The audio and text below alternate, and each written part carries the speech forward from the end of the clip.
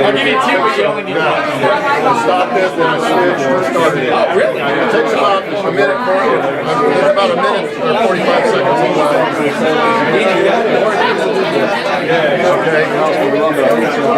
See a whole lot of yakety yakety, right?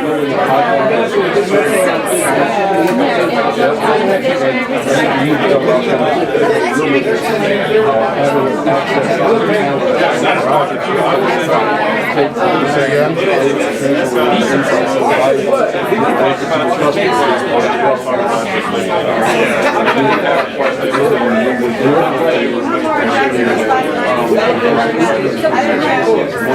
Thank you.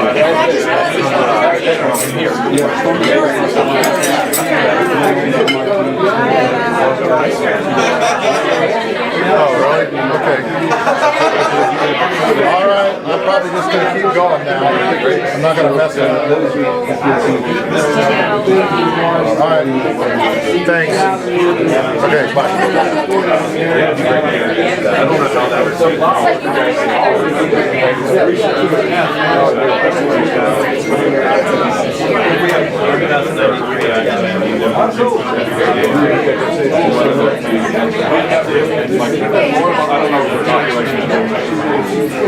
I don't know if that will hurt the system. Now, I will say this.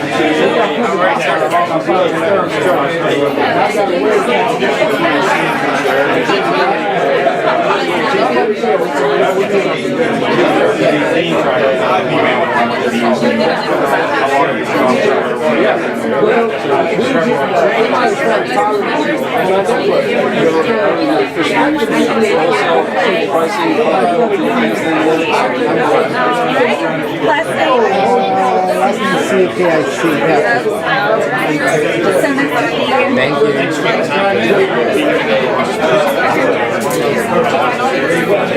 Almost out of your way.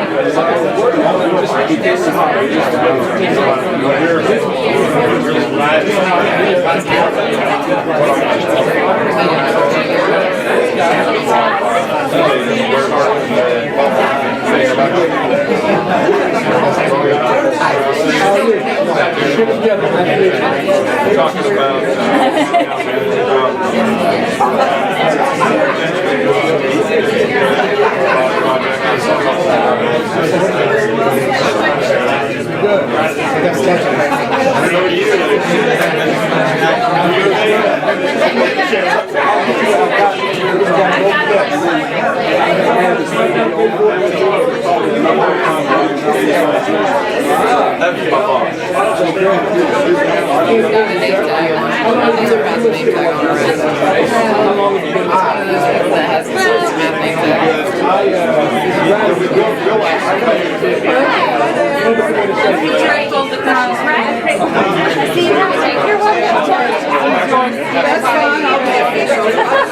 I don't wear it too often, so you know when I get to wear it all. Yeah.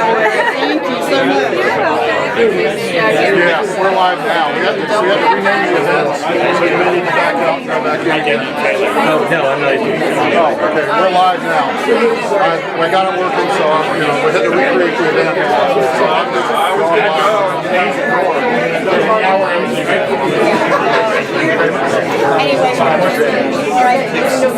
That's okay.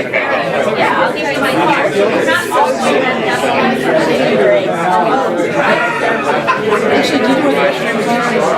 Just be on the hall on your way. Thank you.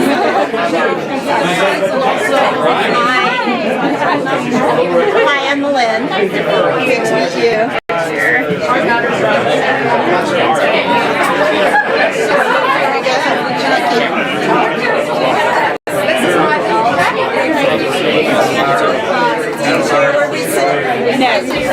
Wherever you would like.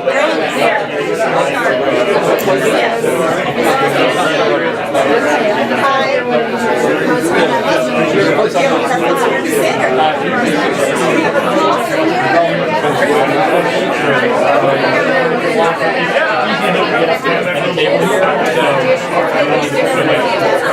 Hey,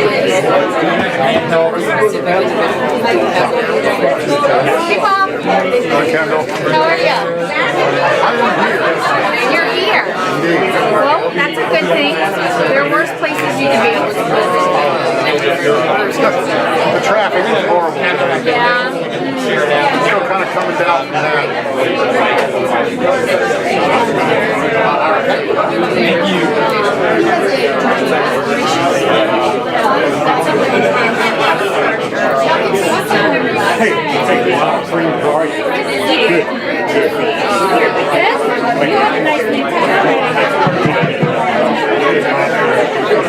How you doing? Long time, yeah. Well, it took a while, but we finally got your fat left. Yeah. Is Richmond coming? He's on our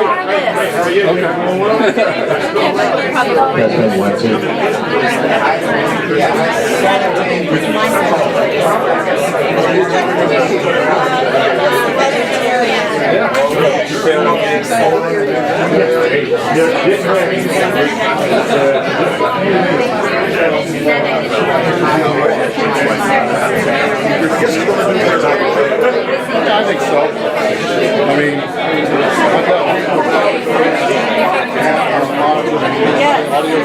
So many people working no, I'm just comparing what you all got. Good afternoon, ladies and gentlemen. We're going to try to get our program underway in a moment. If you'd like to find a seat at a table where there is one, we've got plenty of seats around the room still for folks to get comfortable.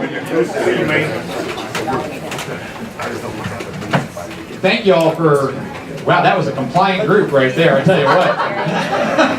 Thank you all for joining us today for the program. We are excited to be here in the Queen City and share some wonderful information about the School of Science and Mathematics and some of our recent efforts out in this region of the state, particularly with the new campus we're building in Morganton. We've got a full program today, and so here's the ground rules of the program, okay? First, you got those cell phones on you like I do. You know what to do. Mine's on loud ring in case my boss called, but he's here now, so I'm going to put it on mute. And so if you are kind enough to do the same, we would appreciate that. If you need the restroom at any point during the program, it's just down the hall to the right here. And we do encourage you to please enjoy your lunch while we're having the program today. We're trying to make the most of your time and be efficient with it. So lunch has already been served for you, and you may enjoy that during the course of the next 75 to 90 minutes of our program. It's a full agenda. We're going to take full advantage of this opportunity to give you tons of information, and there will be opportunities along the way to invite questions and comments from all of you. So thank you again for being here. We're going to begin with a special welcome from Dean Fatma Mili, right over here from UNC Charlotte, College of Computing and Informatics. How's that? Thank you for being here.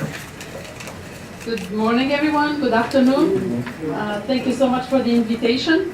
On behalf of all my colleagues in UNC Charlotte, and we have several of them here in the room, we are thrilled to be here. We are thrilled to be partnered with NCSSM.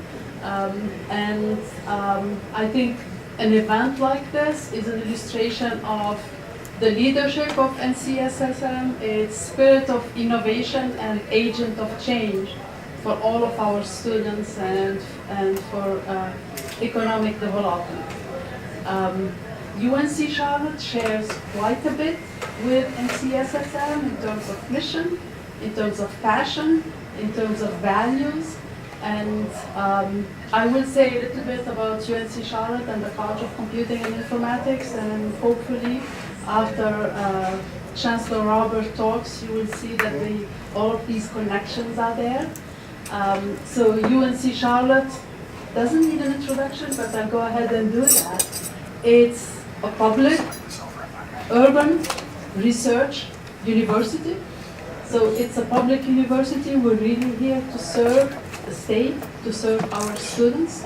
We embrace the students who come to us with all of their diversity in skills, in needs, and experience. And they do amazing things with us. And we are very proud of the outreach or of the diversity of the students who come to us and who go on and succeed in life. We are an urban university, and as an urban university, we have a very strong sense of place. I listened to watching a video by Dr. Roberts. He used an expression using the power of place or something like that. I thought I would use it, but I have to revise exactly what it said. But I thought it's a very powerful expression of, yes, what we do is global. The impact of what we do is we address global problems, but we do it using the power of the resources that we have and taking into account the needs of our own community. And this is reflected pretty much in everything we do, including the research that we do. And that's the third characteristic of UNC Charlotte. It's a research university. And the intensity of research going on in UNC Charlotte is really impressive. I will mention a couple of numbers that can give you an idea of the type of the level of research that happens in UNC Charlotte. And I can much more easily talk about my own college, the College of Computing and Informatics. More than 80% of our faculty have their research funded. So if you're outside the academia, it may not mean much to you. That's higher than NC State. Is anybody from NC State here? So we're in good company. So another number, the average funding of a faculty, of our faculty is $270,000 per year. And that's also a very good number. And this keeping in mind that our faculty also teach larger number of students, teach more diverse students, and so forth. So again, the things that the faculty and staff of UNC Charlotte do in terms of research, among other things, is truly amazing. I will say one more number, and that will be the end of my bragging part. So in terms of citation, when we do research, that's fine, we publish, and we publish for each other, we read each other's papers, and the question is, how much impact does it have? And there are different ways of measuring impact. One of the ways to measure it is how many people cite you. And when we look at the number of citations of faculty in CCI at UNC Charlotte, we are number 13 in the nation. So again, when we say we are a research university, we're not making that up. It really is backed up by all kinds of data and information. And the reason I'm insisting is that very often we overlook that within Charlotte. And we would like to change that. So a few more things about the College of Computing and Informatics. One of the things that we think is quite distinctive in the college is that we are very well aware of the fact that technology is transformative. Technology is transformative. It is part of almost any solution. It can also be part of the problem sometimes if we don't pay close attention, if we are not intentional about what is the impact of the technology that we are producing. And in this respect, in the College of Computing and Informatics, we are very intentional re-examining our whole curriculum in a way to make sure that we equip all of our students with the habit of mind of always ask the question. I'm designing something, I'm developing something, I'm participating in something, always ask the question. Not just who are the stockholders of this, but who are the stakeholders. And that's a much, much bigger group. Who is impacted by this? Who does this affect? Who pays for it? And most of the time, we tend not to ask that question. Again, we don't have that habit of do that every single time. So again, equip them with the habit of mind to always think of the social and ethical implications of what we do, and also equip them with the cognitive tools to do that. and we are in the process of writing our undergraduate curriculum in data science, and that is a theme that is weaved throughout. Every year we make sure that the students in their projects and everything that they do, that they cannot design anything without being able to answer those questions.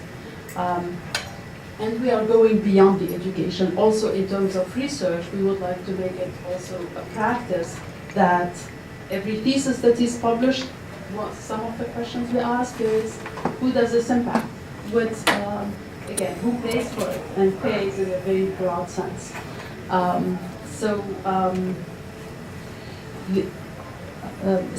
Again, that's something that we think is really unique, and looking at other colleges around the country, we are really pioneering this and making sure that our curricula address this thing. And we know how current these issues are. We hear about them everywhere, every time in the news, and we tend to decouple those who produce the technology and then those who think about what implications does it have, and also those who suffer the consequences or benefit from these. So I invite all of us to keep that in mind and to make sure that we cross all of these themes and make sure that they are addressed together. So this is a bit of a glimpse of some of the things that who we are in UNC Charlotte, and again, if after Dr. Roberts speaks, you keep wondering what is the connection, I'll give you at least one. We both have history in Michigan. We're both Michiganders, so if nothing else, we have that. Thank you so much. Welcome all, and thank you so much for organizing this and for inviting me.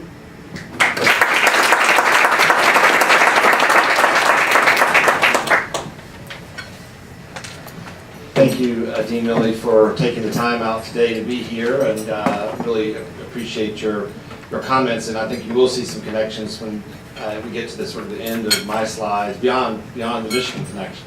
And I again want to also thank all of you for taking time out of your day to be with us today as well. My name is Todd Roberts. I'm the Chancellor at NCSSM, and we're doing a series of these events around the state to focus in on a couple of things. One, our efforts to grow what we do in the area of data science for students across North Carolina and the world, and to highlight our second campus that we're opening in Morganton, North Carolina, which is going to have a unique focus on the area of data science in an interdisciplinary way, and want to make sure you're aware of both of those. And the folks in this room, we think there's some, potentially some great partners here, like UNC Charlotte and Dean Milley, who they're developing an undergraduate curriculum in the area of data science. And our goal is to develop a model curriculum in data science at the secondary level, which there are none. And our institution has been a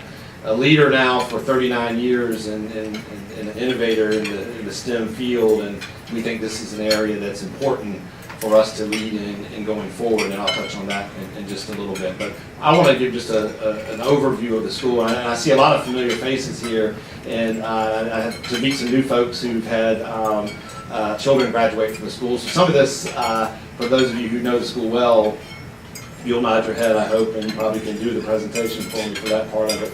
And we're here in Charlotte in particular today to focus on one sector of data science in a way, and that's the impact of data science in the financial sector, and no place better to do that than Charlotte, North Carolina, and nobody better to do that than our keynote speaker, Carl Radine, who's an '89 alum of the school and is the co-founder and CEO of Precision Lender, who is a leader in the FinTech space globally, and so he'll be able to highlight and emphasize that point. But just a little bit about the school. We opened our doors in 1980, and if you go back to the first slide, that's the campus in Durham up there with the aerial photo, speaking of tech, taken by one of our students from a drone that he built. And so that's the Durham campus, and Kevin will talk a little bit more about the future campus at the bottom in Morganton. But we opened in '80 as the first school of our kind in the world. So 39 years later, we've We've had the great fortune to educate a lot of amazing young people in North Carolina, and had the great support of the state to do that over all of these years. And we were a model for another 18 schools like us around the world. There's 11 others in the United States, states that have them. And we just finished recently in the past couple of years in partnering with a school in Thailand that's opened a school that's modeled after NCSSM.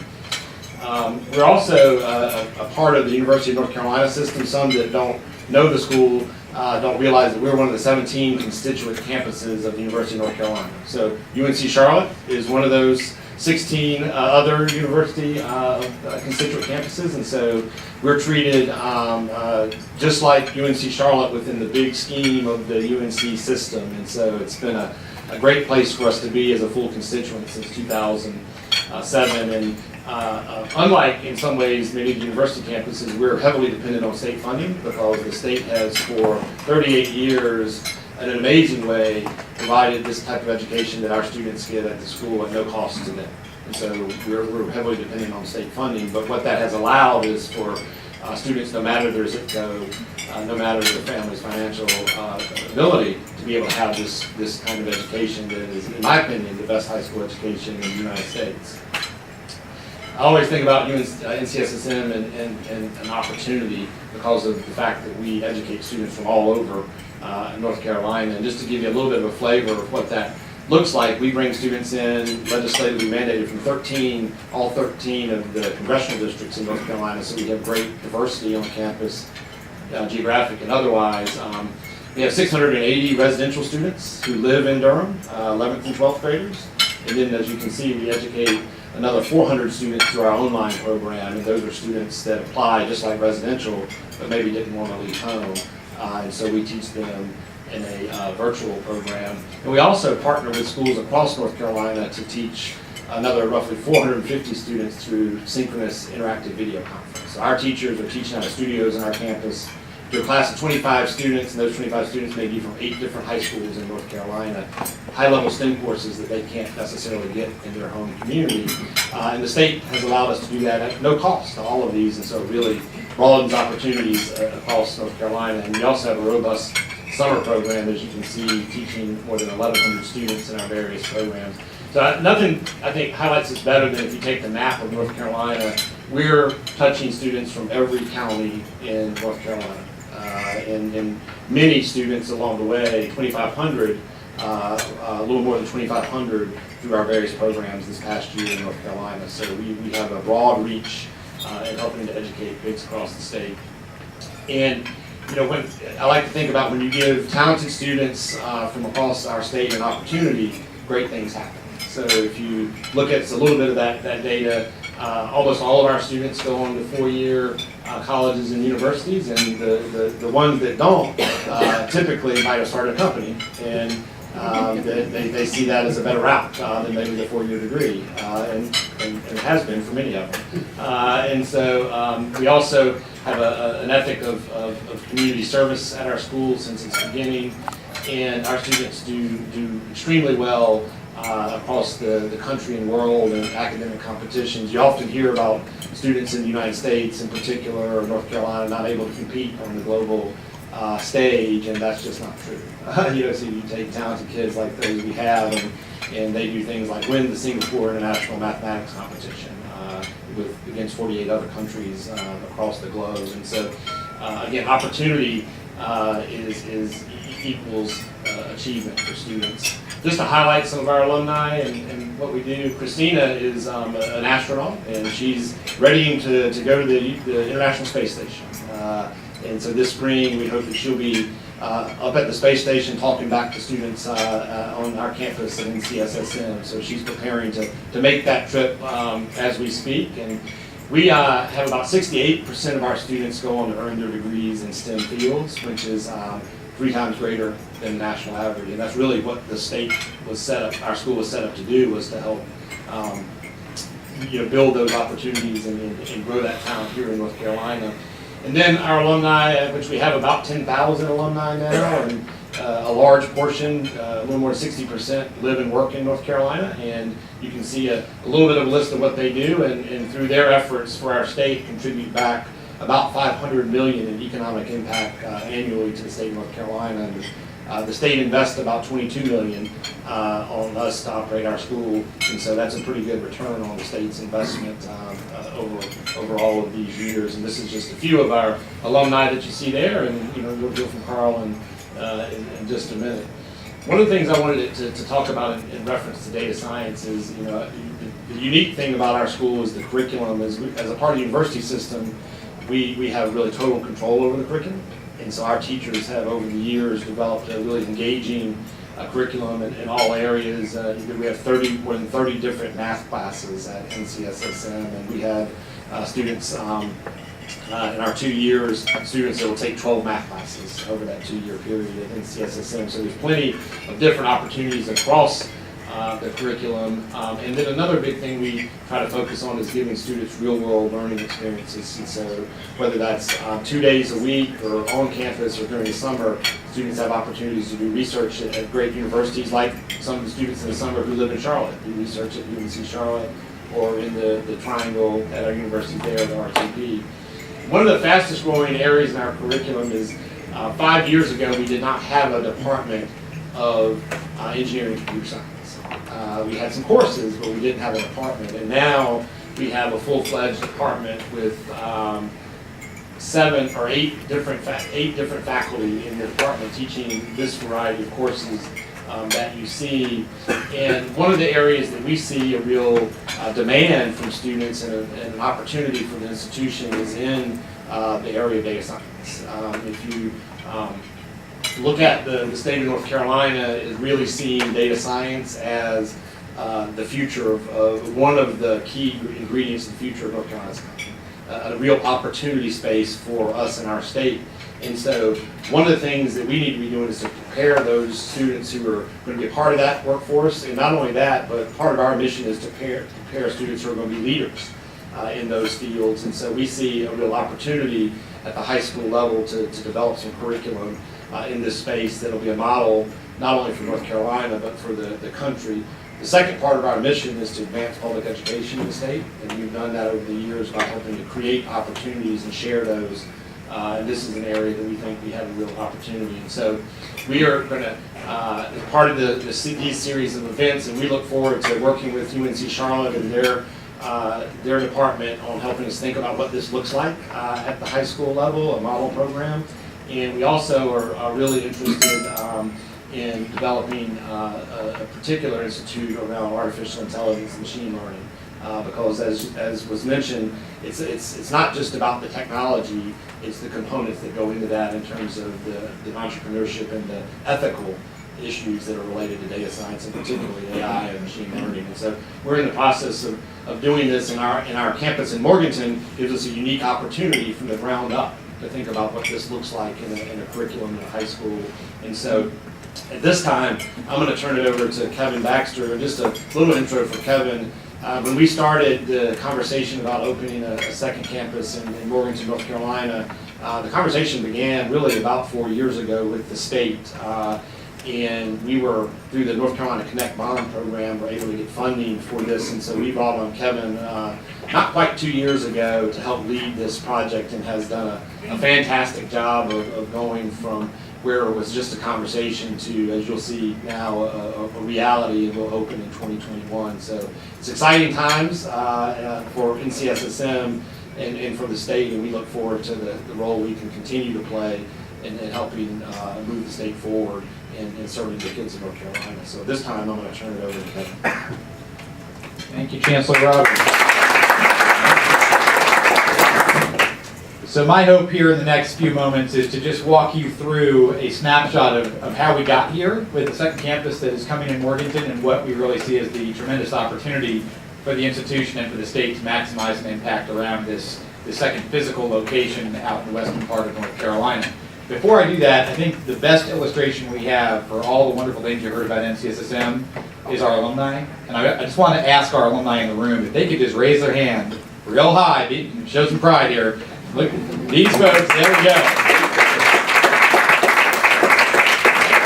This is a wonderful cross-section of individuals who are achieving amazing things across a number of different businesses and industries, and I hope that you will have an opportunity before we all scatter at the end of the program to just visit with and chat with some of these folks for a few moments to understand the impression and impact that the institution had on them and how they have really paid it forward in the state. They're doing tremendous things, and some have come from as far away as South Carolina today to be with us, not across the border, the coast. So it's very appreciated that you all are with us today. So as we look at the second campus that is coming to Morganton, one of the reasons that we're doing this is simply there's no room at the inn. If you look at the Durham campus, it is landlocked. Our alumni would tell you that. It's about 27 acres, and we make the very most of it. We serve about 680 students on site in that campus, and when the state started to recognize that we could grow no more in our residential program, the question was called, how could we grow? A feasibility study was conducted, as Chancellor Roberts referenced, and that led to the identification of Morganton as a possible site. Many folks have asked me, why Morganton? It's a beautiful place, it's a wonderful place, but of all the places in North Carolina, why Morganton? There's really two primary reasons that are important to consider.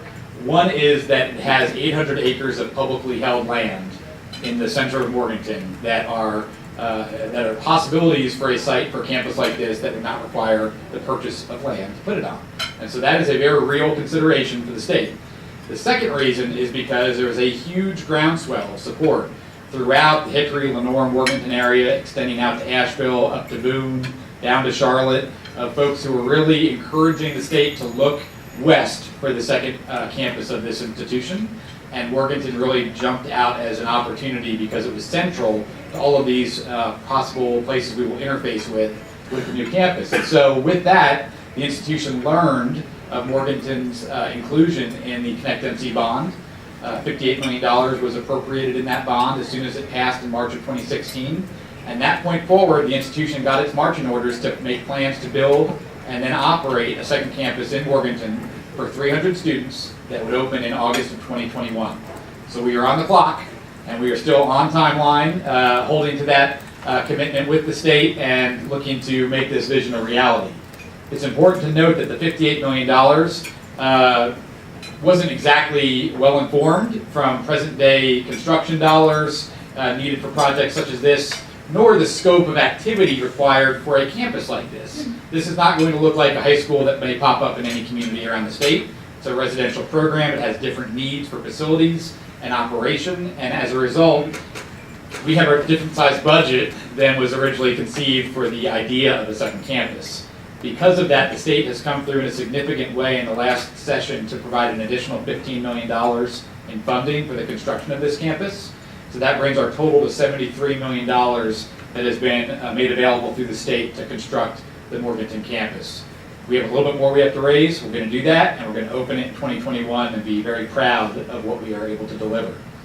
Some defining features. These features came out of some work we did with the Friday Institute at NC State University. And in our core planning team process last year in 2017, we wanted to grapple with some really core questions to the campus in Morganton and the institution overall.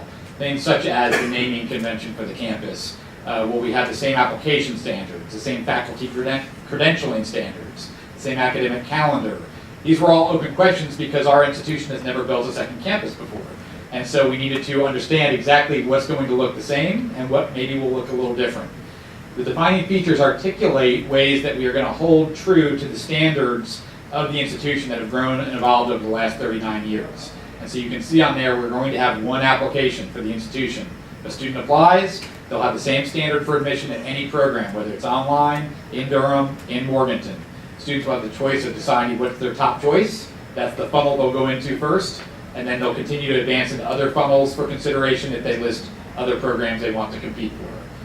Same with faculty and staff. We're going to be hiring the same quality of personnel we've had all these years in Durham. In fact, some of the folks in Durham are chomping at the bit to try to move out to Morganton. But we're going to have about 100 positions that we intend to fill full-time in Morganton by the time we open the campus in 2021. And you can see a number of other elements referenced here that speak to these core questions that we examined. As it relates to data science, some of the initial work that we did with the Friday Institute, with our core planning team, explored where there may be space for some innovation in our curriculum. We have our academic core from Durham from all these years, and we intend very much to stay true to that, to have our humanities division in computer science and engineering and science and mathematics. But around the edges, there was some awareness from our core planning team. Maybe we could start to operationalize some concentrations on this campus that can expose students in a very intentional way to some pathways related to this emerging area of data science.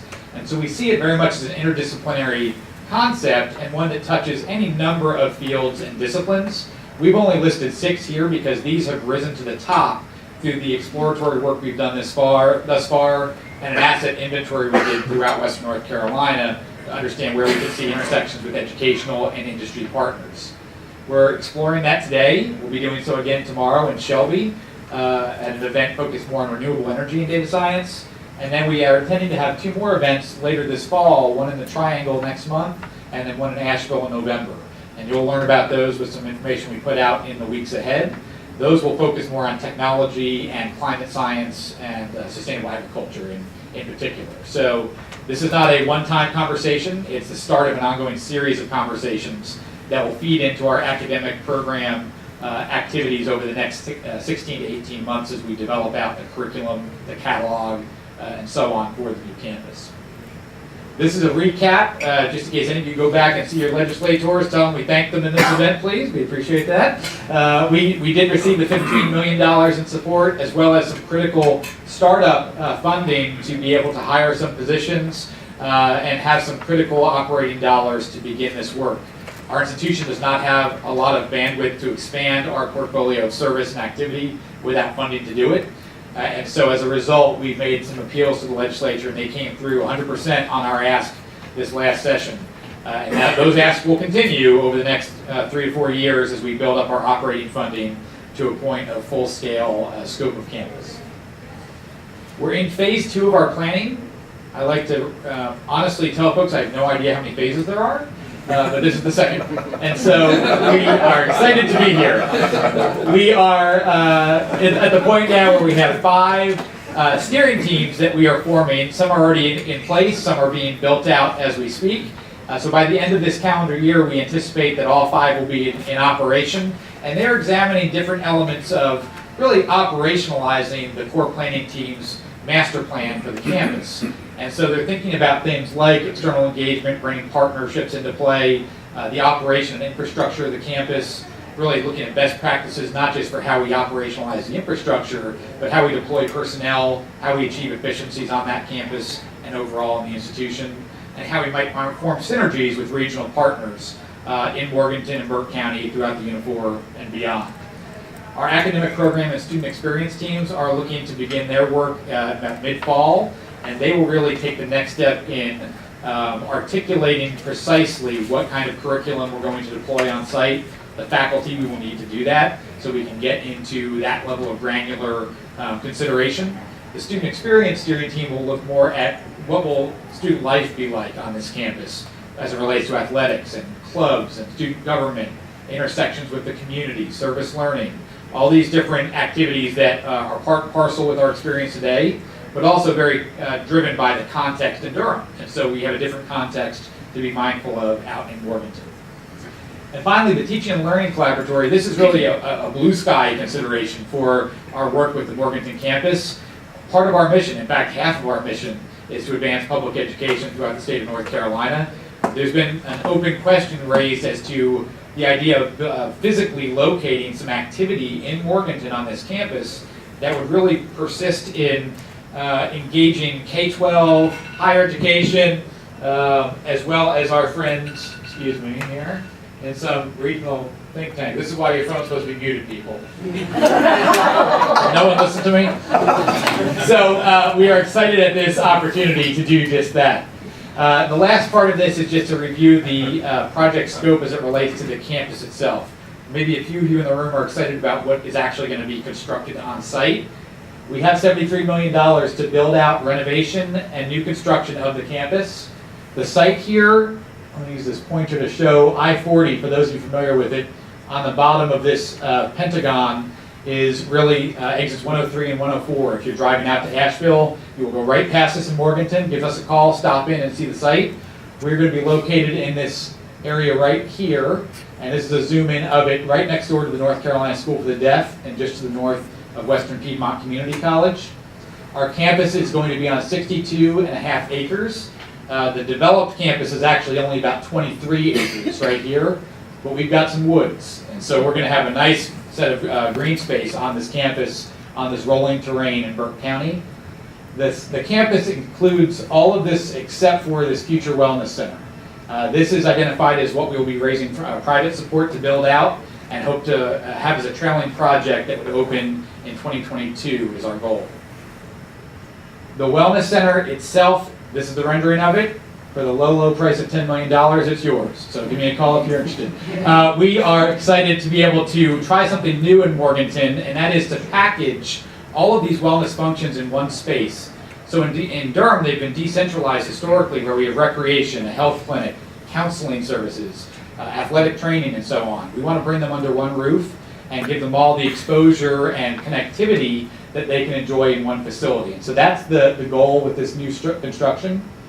This is a rendering we just got developed of the core of the campus. It's very exciting to see it with life occurring on that campus. This building is Goodwin, and behind here is Joyner Hall. These are historic renovation projects.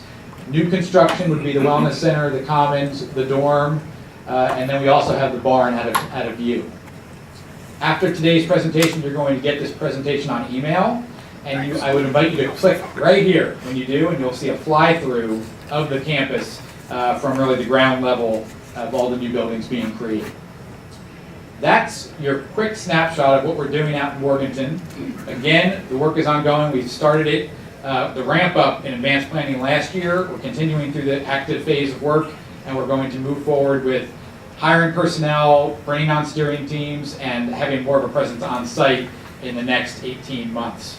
Goal being August 2021, we're open for business with our first class. Any questions about anything I shared that either I went too quick through or something I didn't cover? Got time for about 2 questions if there are any at this point.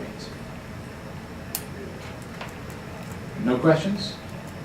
That's a sign of a great presenter right there.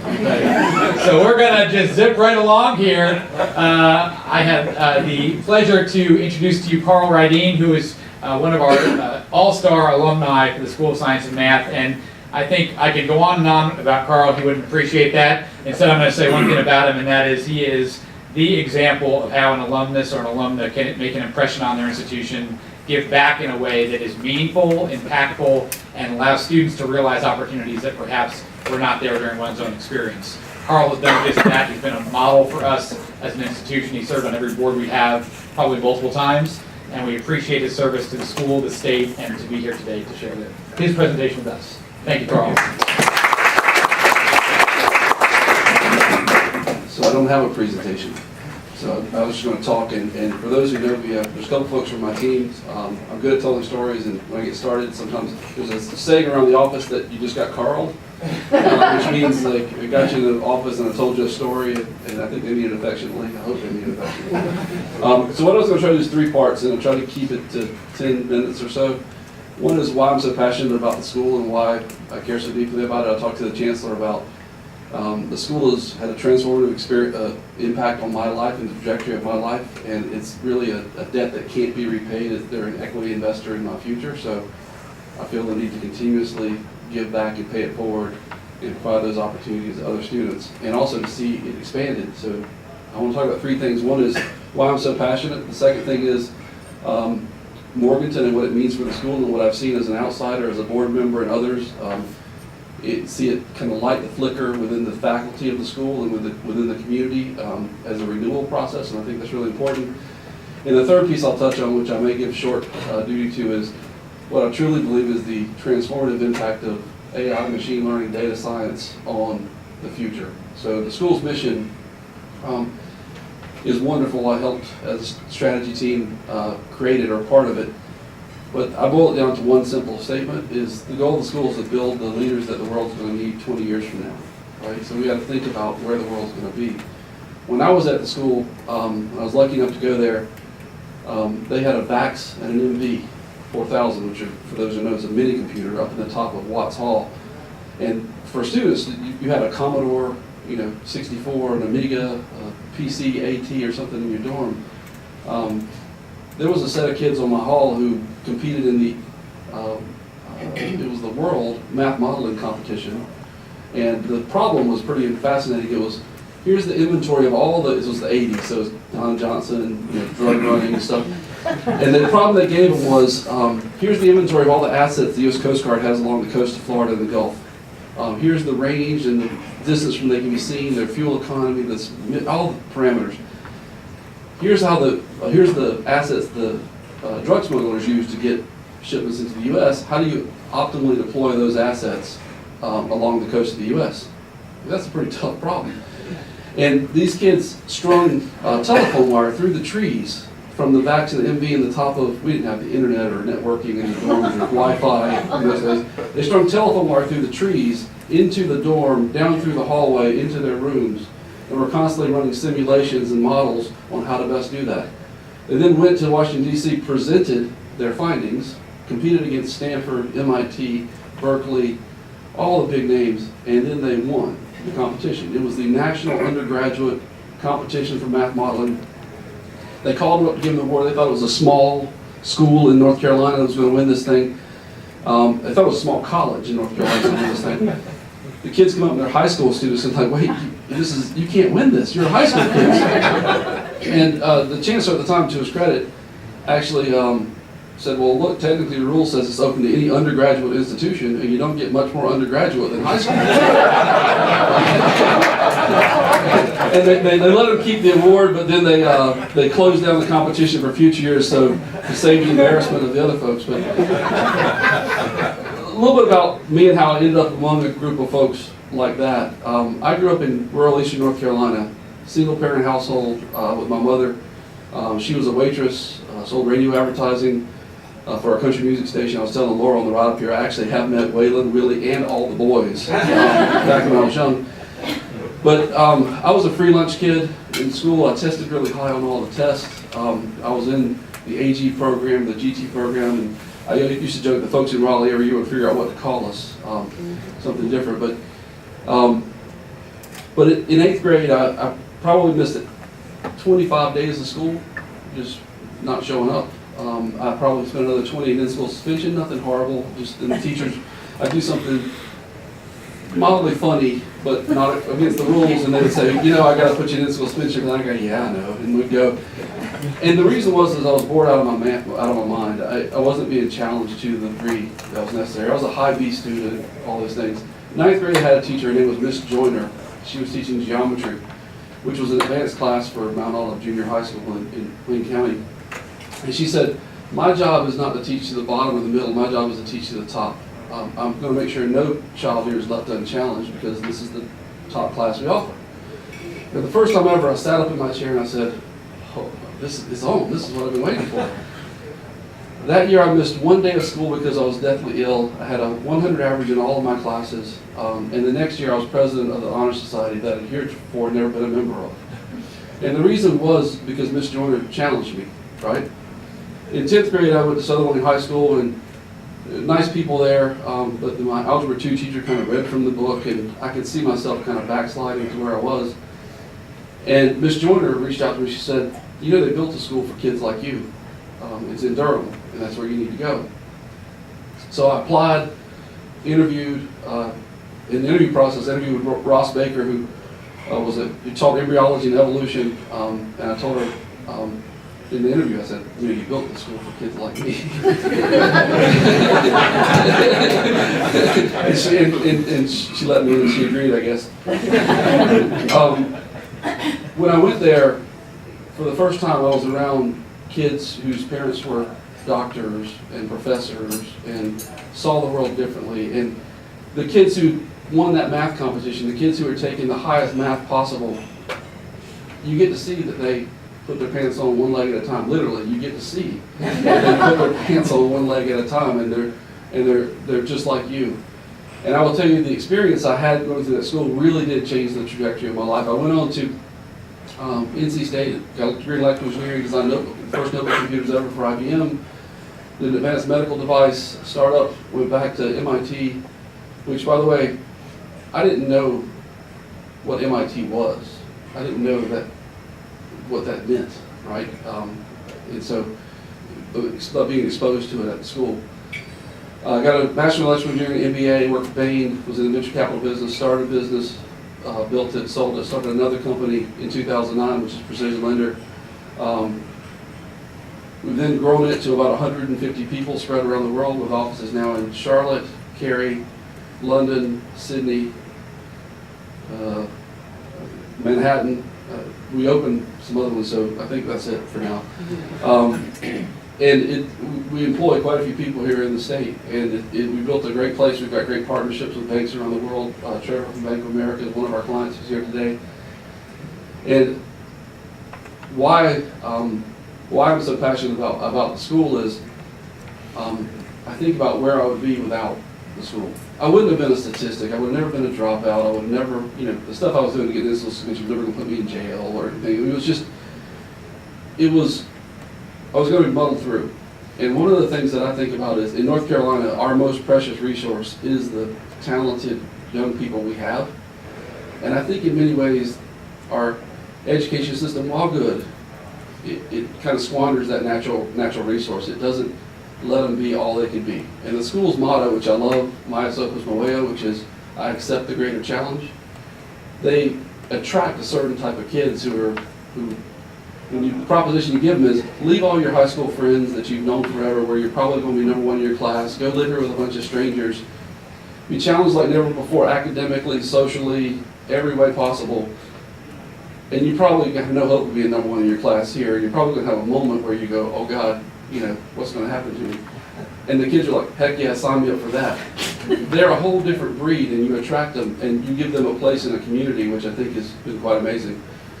So I was listed on this board, but Eric Trone was on there. If you scratch the surface of a lot of the companies in North Carolina, Red Hat was built around Eric Trone.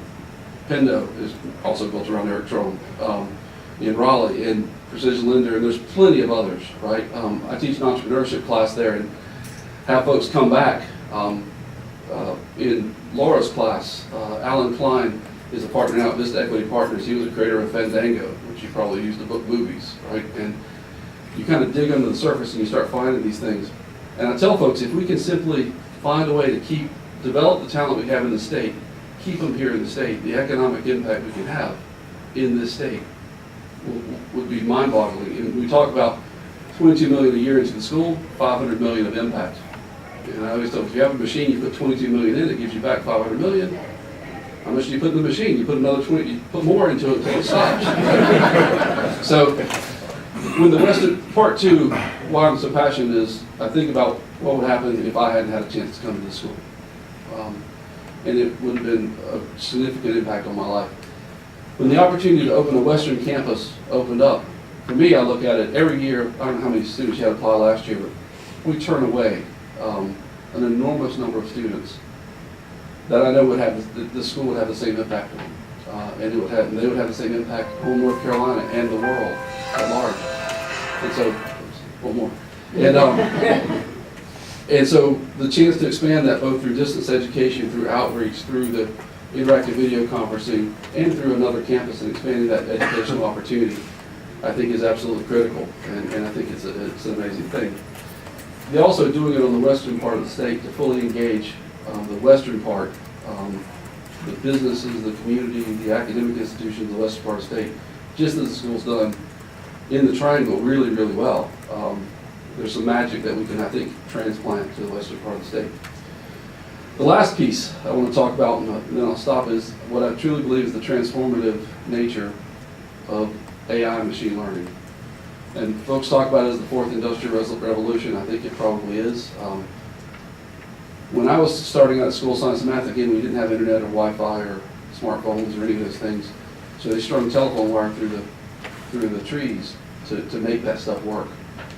I was starting to see that within the school, with the kids building robots, building vision systems that seems magical to me, where it can automatically track a ball and catch a ball. And this is amazing stuff. And the kids are doing it on their own, learning on their own, and pulling it in. And the school actually gave the platform for kind of the last 40 years was the impact that computers and digital technology have had on our world. And the school, I think, led that. And you can see that with Eric Strong, Red Hat, and others. And I think building leaders in school that the world's going to need 20 years from now, the changes that AI and machine learning are going to have across every aspect, financial technologies, environmental technologies, all the things, is going to be staggering. And we have to build the leaders who know how to not just build the technology, but to build it with the right purpose, for the right ends, and to be aware of all of the consequences in social, economic, ethical, everything. And the school is really amazing at building this cross-interdisciplinary things and can do it actually much more nimbly than a university even. And so I'm working with the chancellor now to build that institute within the school, and love for you guys to join and help us on that. But, thank you guys for listening.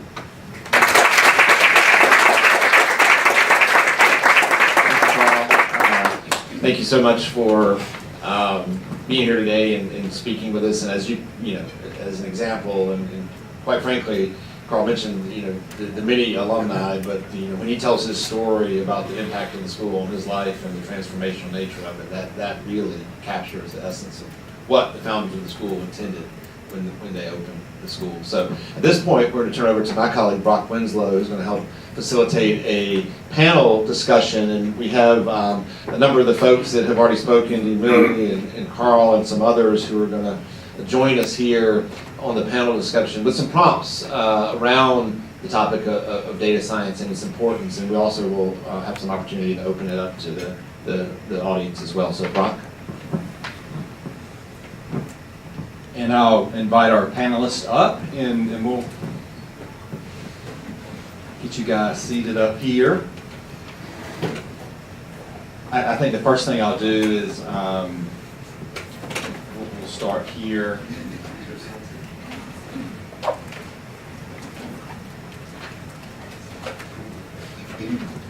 And let's start, and I'll just ask you all to introduce yourselves and your role, please. Thank you. Thank you. You did a great introduction. Thank you. Thank you so much. Hello, I'm Trevor Runberg. I work at Bank of America up the street. Precision Lender is a solution that we have implemented in the wholesale bank or the global bank. So all the clients that we serve that are really commercial clients, right? Anywhere from about $5 million in revenue all the way up to our Fortune 500 companies. Whether they have cash flow loans or real estate loans, we think about the profitability of those loans and what those loans provide us the opportunity to do with our clients, whether it's sell them additional services, whether it's M&A advisory services or access to capital markets or basic liquidity management. But at the core of all of that is the one of the Precision Lender's solution helps us make better decisions and how we're going to use data and AI around making better decisions. Hey, good afternoon, Catherine Briggs, and I'm with Precision Lender, and I lead the client development, so we grab new business, and then also the client success. So we take those clients, we implement them like a Bank of America, and we make sure we continue to deliver measurable and increasing value and success for those clients. I'm Laura Jackson, and I'm in CSSM class of 90. Did you mention you were? It's already up there. It's already there. But it's small. You can't undo it. You may have heard of the 1990 Science and Math Lady Unicorn basketball team. We went 24-3 that year. Go Unis. And I work now at Precision Lender. I came here from SAS and have been doing data science before data science was cool, or invented. It was called predictive modeling. My background is in operations research and computer science from William & Mary and NC State. And I've been so fortunate to come to Precision Lender to help build the brain of Andy. She's our AI assistant who knows how to help deliver insights to help the people that work at Bank of America and our other clients to price loans with more informed based on past data. So You guys know who I am. I told the stories. I'm class of '89. I was at Science and Math. The folks, you're there for 2 years. So Laura is my junior, and I think KB is her junior. And forever. So we crossed over. Forever, they're your junior.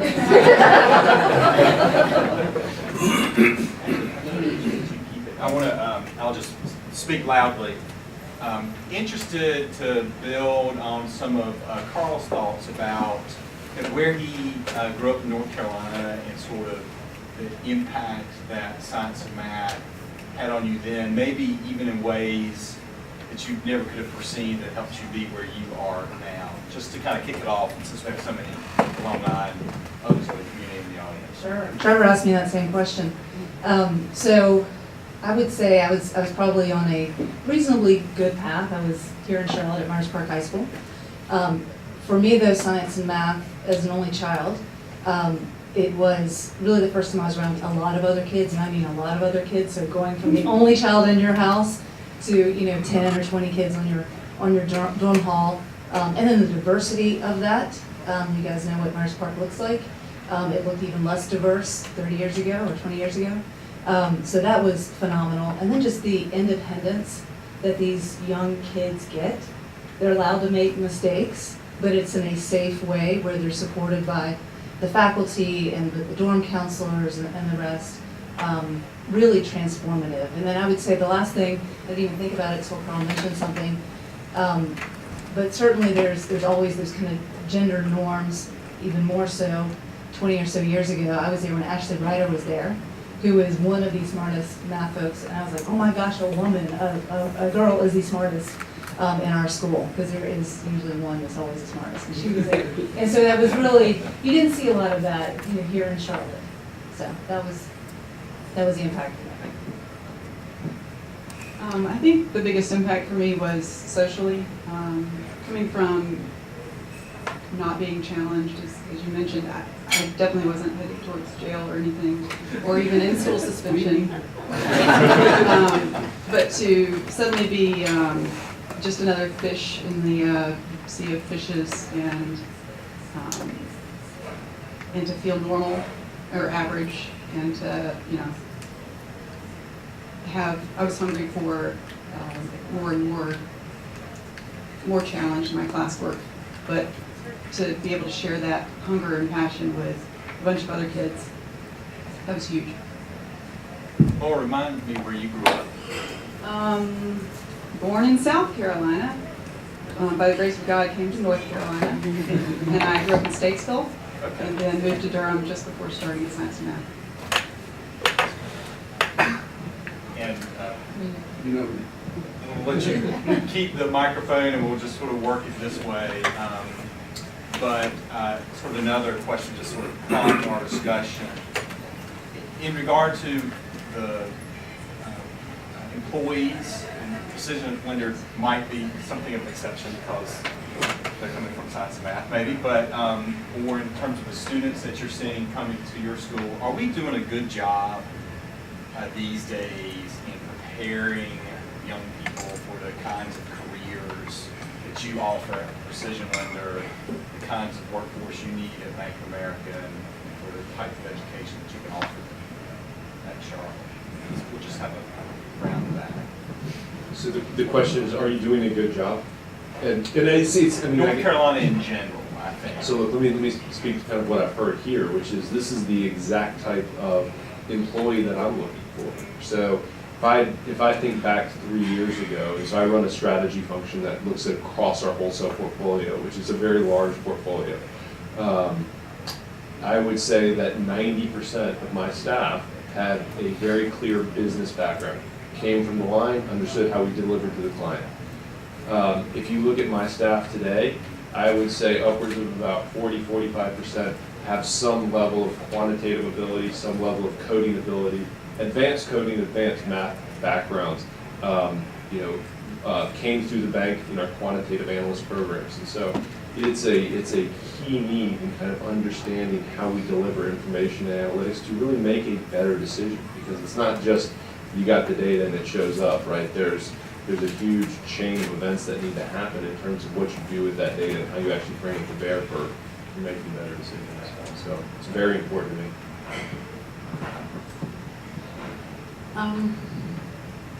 So I'm not going to ask your question. I'm not going to answer your question directly. The question is, are the students who are coming to us prepared the way they should be? And we think about it completely differently, in the sense that traditionally universities have used the mindset of filter. We want this specific profile, this specific preparation, this specific behavior, and you come in, we filter you out, you're in or you're out. And that has, as a result of that, we have struggled with diversity for a long time. In addition, we cannot compare ourselves to the students who come to us today. They're a different generation, different needs, different anxieties, and different assets that we didn't have. So until we open up that window and say, forget the mold that I have, let me see what I have here and how do I enrich that, how do I promote that, how do I help that. We no longer ask that question, are they ready for me? The question is, are we ready for them? Is there science of learning, science of motivation that can help me understand this new generation of students, this diverse generation of students? Some of them will be bright, like this bright, and have had all the right preparation and so forth, and some of them will be as differently bright and bring in a completely different set of experiences that help them in completely different ways. And we take the challenge is on us to learn how do I help them. Sorry if that's not what you were looking for. Actually, I think that was a perfect segue into maybe the next line of conversation, which is North Carolina is a big state. Children, great students from all over the state come to our school and to yours, and they're obviously capable of engaging in this moment in regard to data science.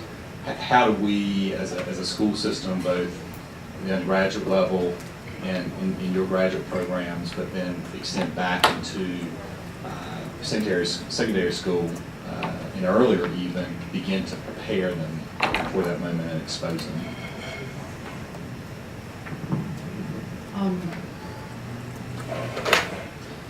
So very often at this age, the high school kids and even freshman students don't necessarily understand. I mean, many of them come to computer science not knowing exactly what computer science is, what computer science career is, and very often they come with a very narrow view of what that is. And our job is to opening it up and motivate them and help them connect between some of their interests, some of their skills with what this discipline is. Again, always try to broaden who contributes to this discipline.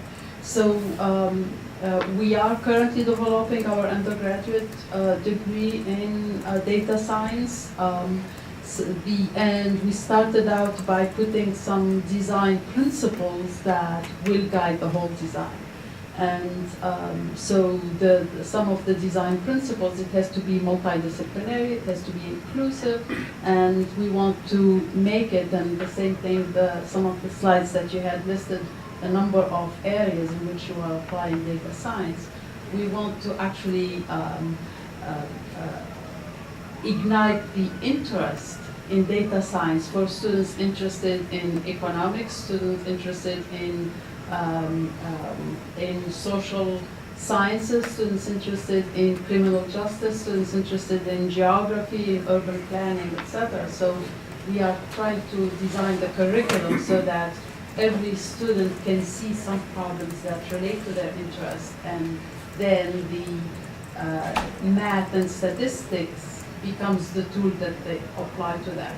This does not exclude those students who love the math and statistics and want to, and that's what brings them into the discipline. So we are also including a track there, but trying to make sure that we are inclusive in terms of disciplines and interests as much as possible. I was just going to say, practical application and doing. I mean, I think when I think about some of the quantitative rotational programs that we have at the bank and some of the individuals that come through the team, and I'm not quantitative by background, one thing that I have heard over and over is, I want to work with data, because what they see in our world is that the data is actually messy and it's not neat, and that a clean data set is easy to learn on, but it's not actually what you get day one on the job. So more practical application.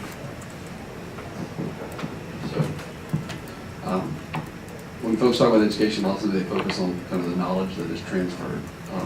What I learned at Science and Math more than anything else was how to learn. And so the World Economic Forum, I think, had a study with 65% of the jobs that our kids will have don't currently exist. And I think if you kind of play that back in time, the same thing was true.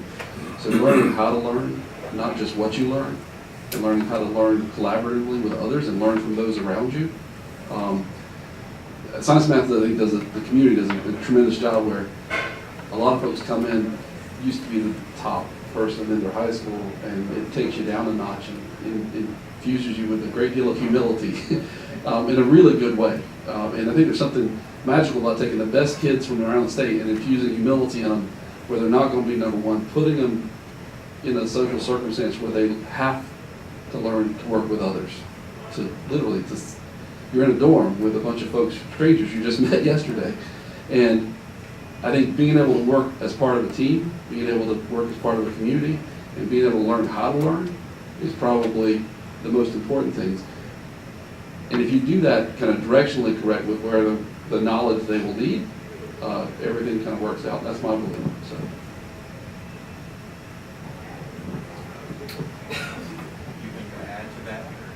Oh, well, I guess I would always put a plug in too for the kind of liberal arts education. So I was talking to Tom earlier. One of the most impactful classes I had at Science and Math wasn't actually a science or math class, right? And it's getting to the, we can get the right answer. Sometimes what we forget is why am I even answering this question? Is this even the right question? And that was the part that to me kind of came to life at Science and Math. I could have gotten straight A's at Myers Park and gotten the right answers, but I would have had no idea why someone was even asking the question. I just wanted to add that I've interviewed and met a number of data scientists who have come from meteorology or some of the different disciplines that were on the slide before. And it's interesting how they maybe first had a passion for a subject area and then fell in love with the techniques and where else you would apply it. Other people, I think I was this way, I loved the math, and I remember learning the toolkit of functions in ICM class, Introduction to College Math.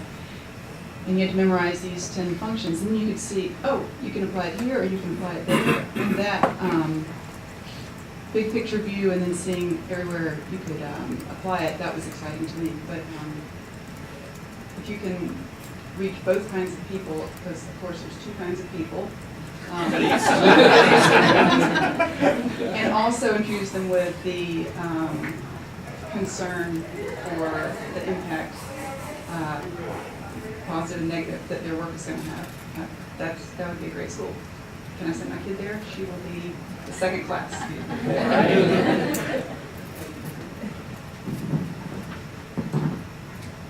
And at this point, we want to make sure that we reserve some time for your questions here in the audience. Does anyone have a question or a comment even on some of the thoughts that you've heard shared with us just now about either the education, about how we're positioning it as a state to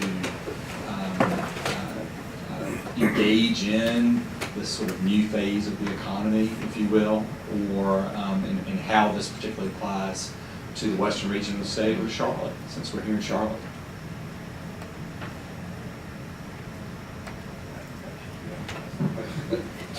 In some ways, it's a question and a comment, and I was really happy to hear the approach that UNC Charlotte's taking as they develop out their curriculum and thinking about not only the technology, but the impacts of that technology, and as you just mentioned, that it may have because I think oftentimes, and this article was just in the paper this week, it's the human promise of AI revolution, and it talked a lot about that in the sense that, the technology seems to expand at such a rapid rate in that it oftentimes we don't think about the impacts until it's after, and the genie's out of the bottle, so to speak. And so I'd love to hear more what you guys are thinking. I know this is a big part of what you think about, Carl, and as we're thinking about the AI and machine learning and science and math, and how do we make sure that we effectively integrate that in throughout the process and not after the fact.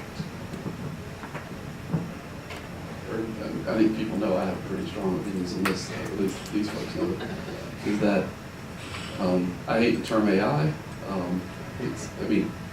It's out there, everybody uses it, but if you look at the definition of it, it basically says whatever computers can't do until they can, which makes it almost by definition aspirational, because as soon as it can do it, you get in your car and your iPhone says, hey, you're probably going home.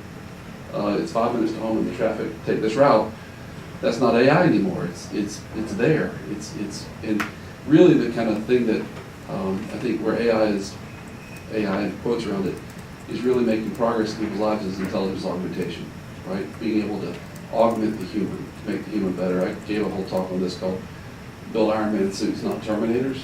We're trying to build things that amplify the human and amplify the humanity. Not something that replaces it and destroys it.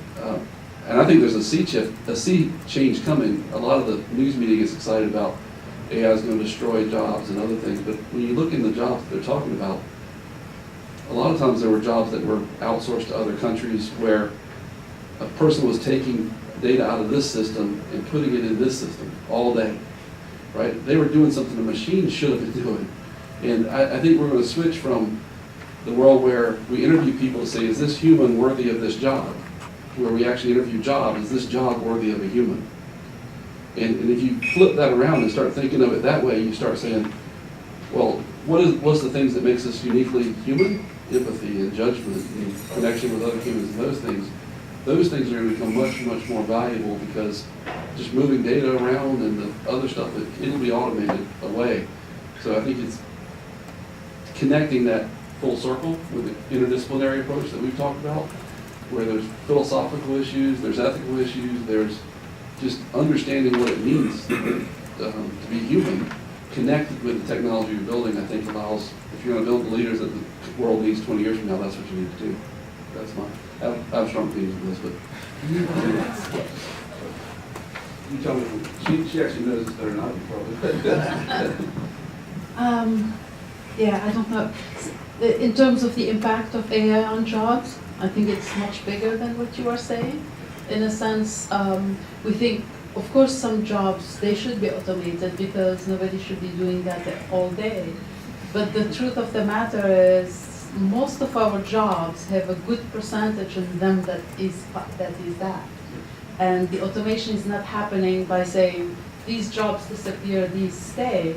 It's automating bit by bit pieces of our jobs.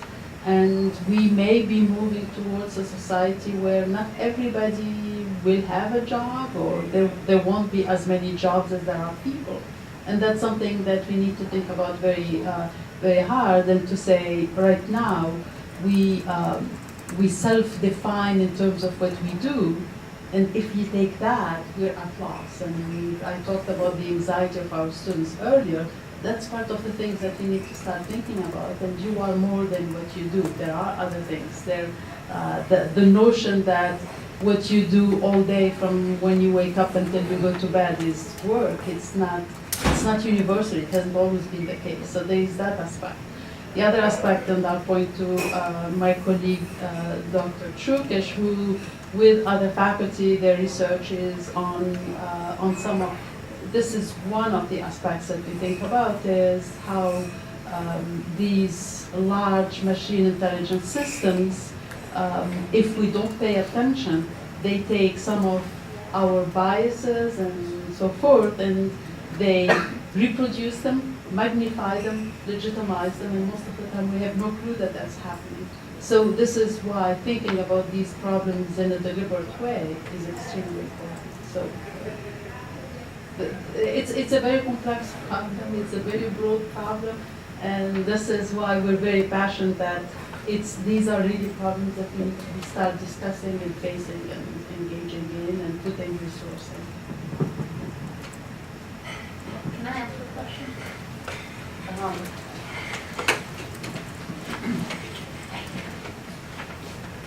I find this fascinating because I know about computers, so my question may be ignorant in this room.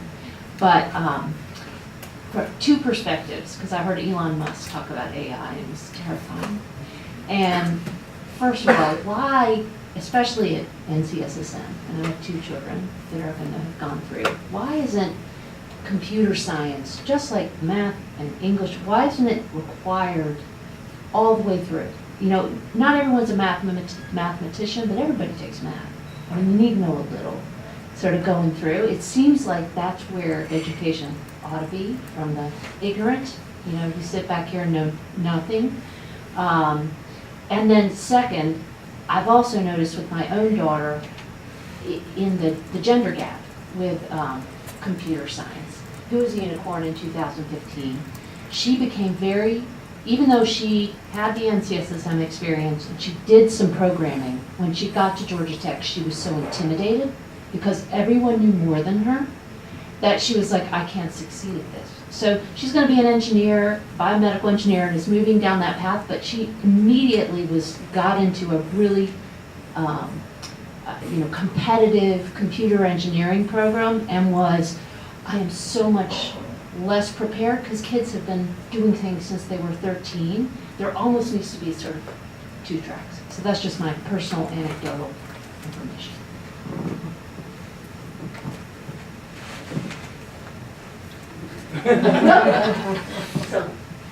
We'll ask Laura to comment on that. That story is very familiar. That sounds like my path. Math was required from the beginning, and I started when everybody else started, and I don't like to fail, and I was good at it and kept going. Computer science, I never took it up as programming, I never took it up as a hobby. And I got to my junior year of college, an introductory programming course in Pascal was required for math majors. And I put it off as long as I could. Now I have to take this class. I loved it. Computer science is math. It's math. And I had never started it before because I remember at those, what's it called, the fishbowl at Science Math, used to be the baby room, newborn room at the hospital, Watts Hospital, and I think it became a computer lab. And you could see the people that knew how to program at Science Math, and they weren't girls, and they didn't have skin that had seen the sun. I'm sorry to be, but because they were passionate about that and had been doing it as a hobby for a long time. And and with you all the way, I think it'd be a great idea to have computer science taught alongside math, English, history. I'm sure I'm pretty some. From a young age. Thank you. So there are 2 ways to answer the question of why isn't everybody taking computer science in high school. The first very practical, easy answer is we don't have enough teachers. And we will not, most likely that we will not address that problem for a long time. It's an issue with education, it's an issue with teacher pay, it's an issue, it's multi-faceted issue. Putting that on the side, should computer science be taught in high school? That's another philosophical question. You mentioned the value of broad education. I'm a very strong supporter of that. I think when you are in your secondary education, the broader exposure you get, the better. So I'm always hesitant to say, okay, let's make room for this new technology or this or that. the question is at the expense of what? And that, again, we have to be very careful with saying, okay, everybody starts programming. Programming is math, I agree, and to some extent, yes, you can, even if you haven't learned how to program, you can start at the university level. Not everybody in computing agrees with me on this. There are several who are pushing for everybody taking computing in high school. But again, my opinion is let's keep education as broad as possible for as long as possible, because in the long run, when you're facing your second or third or fourth career in your very long life, it's that broad foundation that will be very useful to you. The issue of intimidation is very real. It's a cultural issue. We have kids who come in with different levels of preparation. It tends to be divided along the gender line as well as the socioeconomic lines, because some schools can afford computer science teachers, some schools cannot. And it's something that we're very much aware of and doing a number of things in CCI at UNC Charlotte to address that. But it's not a simple problem. Anytime you talk about culture, there is no one-dimensional solution. There is no fast solution. It's a long process.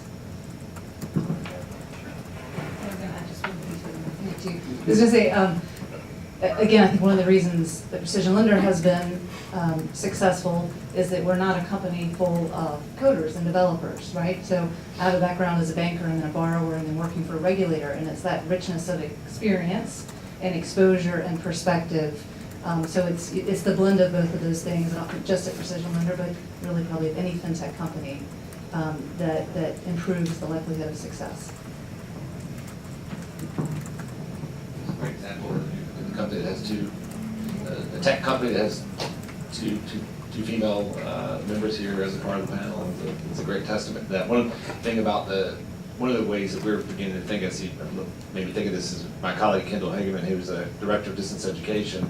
We're starting to think of, do we have computer science, it seems isolated, as computational thinking, and how do you integrate computer science and computational thinking in a variety of different topic levels, like we were thinking about interdisciplinarily infusing that so it's not a standalone computer science class per se, but how do you integrate programming as a tool within if you're in class studying epidemiology, very valuable, and how do you build that in that way as opposed to necessarily standalone courses. And so getting more integration into the mainstream classes is one way that we're beginning to think about that a little bit, and that's one of the ways we're trying to implement that across the state through our extended programs division as well.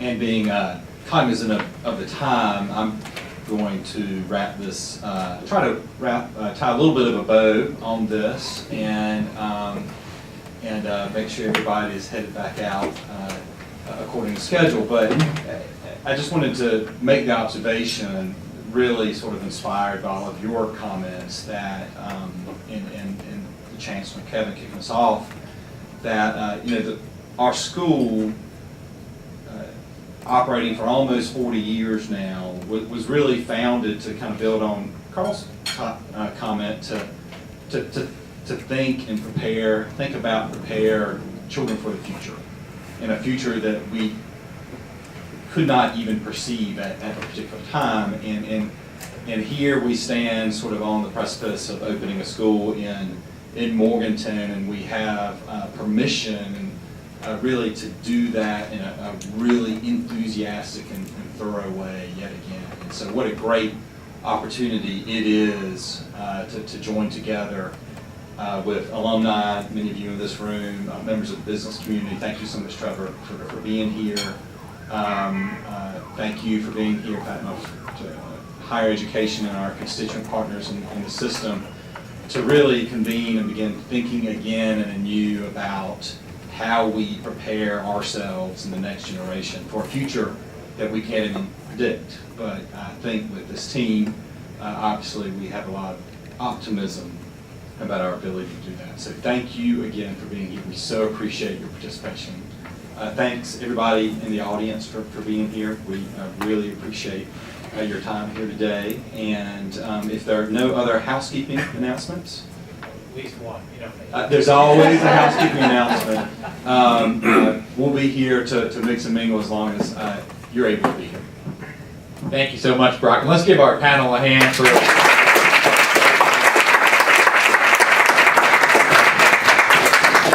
Yeah, just want to make the comment to build out what I said earlier, that we are going to share the slide deck with all the attendees today, so you can familiarize yourself in greater detail, if you so choose, with the institution, the Morganton campus that's being built out, and so on. We'll also keep you abreast of updates related to the Morganton campus that's being developed. We are going to break ground in June, we believe, of 2019, and construction will go from there. So if you have a kind of an urge to get out there and see the site as it looks today before we start taking buildings down and building new ones, please reach out to us.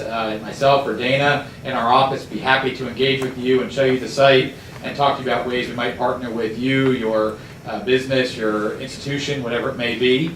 We are very blessed that the red carpet's been rolled out for NCSSM throughout Western North Carolina. I have been on the job for about 20 months and traveling around all of Western North Carolina, inclusive of Charlotte. It has been just phenomenal to see the number of industry partners and education partners who are really over the moon about NCSSM coming out physically to Morganton. And between the high-tech corridor and the innovative work that's happening throughout Western North Carolina, we are excited to be on site already and begin to build out partnerships that will grow our curriculum and inspire our students to consider all sorts of pathways in the future. So again, thank you very much for investing your time today, for your support of the project, and I will allow Chancellor Roberts to come up for one final closing remark as he signs the paycheck. So I'll let Kevin have the last word, and all I can again say is thank you for the time today, and please stay engaged, as Kevin mentioned, in this project and the school as a whole. I think it's an exciting time for our institution, transformational, and also really exciting time for our state as well. So thank you again for being here.